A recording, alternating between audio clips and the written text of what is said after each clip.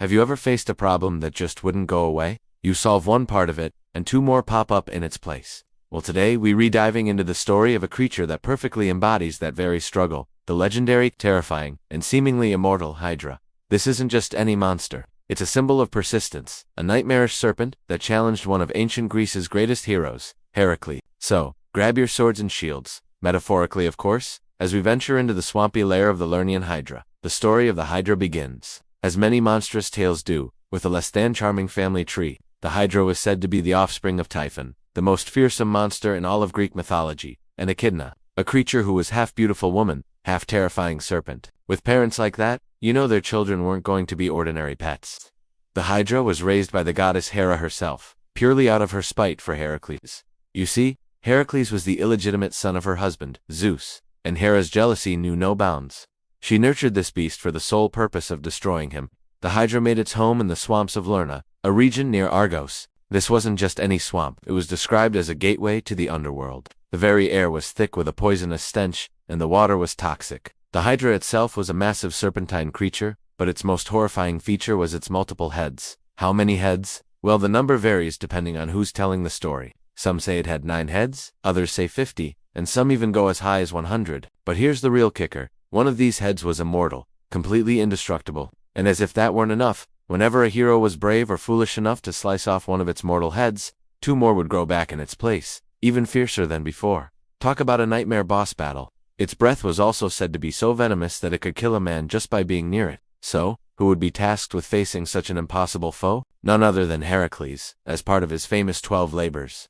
This was his second labor, assigned to him by King Eurystheus, who was secretly being manipulated by the vengeful Hera. Hercules wasn't a fool. He knew he couldn't face this beast alone. He brought along his nephew Iolaus for backup, a wise choice, as we'll soon see. When Hercules and Iolaus arrived at the swamp of Lerna, they first had to lure the Hydra out of its lair. Hercules shot flaming arrows into its den, agitating the beast and forcing it to emerge. Imagine the sight, a colossal serpent with a writhing mass of heads, hissing and spitting venom, slithering out to meet its challenger. The battle was on. Hercules, with his incredible strength, began his attack. He would grab a head and smash it with his club or slice it off with his sword, only to watch in frustration as 2 more sprouted in its place. He was fighting a losing battle, getting swarmed by an ever-increasing number of venomous heads. Just when things seemed dire, Hera decided to make it even harder. She sent a giant crab, named Carcinus, to pinch at Hercules' feet and distract him during the fight. Hercules, in a moment of sheer annoyance, crushed the crab under his heel. As a reward for its service, Hera placed the crab in the sky as the constellation Cancer. A small consolation prize, I suppose. But the main problem remained: the regenerating heads. Hercules was getting exhausted. This is where teamwork came into play. He shouted to his nephew Iolaus for help, and Iolaus had a brilliant idea. He grabbed a torch, and, as soon as Hercules sliced off a head, Iolaus would rush in and cauterize the bleeding stump with fire. The flames seared the wound, preventing any new heads from growing back. It was a brutal but effective strategy. Together, they worked in perfect sync, Hercules slicing and Iolaus burning, one by one neutralizing the mortal heads. Finally, only one head remained, the immortal one. This was the true test. Hercules knew he couldn't destroy it, so he did the next best thing.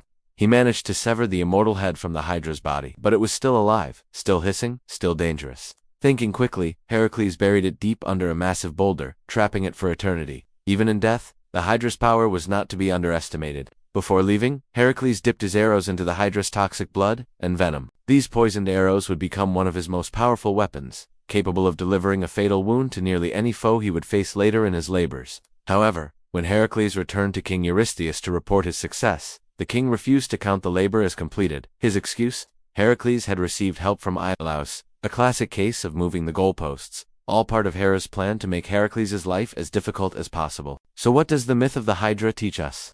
Beyond being a thrilling monster story, it's a powerful metaphor. The Hydra represents a problem that seems insurmountable, one that multiplies the more you try to fight it head-on. It could be debt, a bad habit, or a complex project. Hercules' initial strategy of pure brute force failed. He only succeeded when he changed his approach and used intelligence and teamwork. The fire used by Iolaus represents a new solution, a creative way to stop the problem from regenerating. It teaches us that sometimes, the most challenging problems require us to think outside the box and to accept help from others. The Hydra's legacy lives on in our language and culture. The term hydra-headed is used to describe a problem with many complex parts that is difficult to solve. We see its influence in modern fantasy, From the multi-headed dragons in video games to monstrous serpents in movies and books, the creature has become a timeless symbol of a persistent, regenerating evil. Even the biological animal, the Hydra, a tiny freshwater polyp, was named after this myth because of its remarkable ability to regenerate its body when cut. The story of the Hydra is more than just a clash between hero and monster. It's a tale of ingenuity, the importance of collaboration, and the idea that even the most terrifying challenges can be overcome with the right strategy. It reminds us that brute force isn't always the answer, and that a clever mind, and a friend with a torch, can make all the difference. What do you think? Is the Hydra the most terrifying monster in Greek mythology? Let me know in the comments below, and if you enjoyed this journey into the swamps of Lerna, don't forget to like this video and subscribe for more dives into the fascinating world of myths and legends. Thanks for watching, and I'll see you in the next one.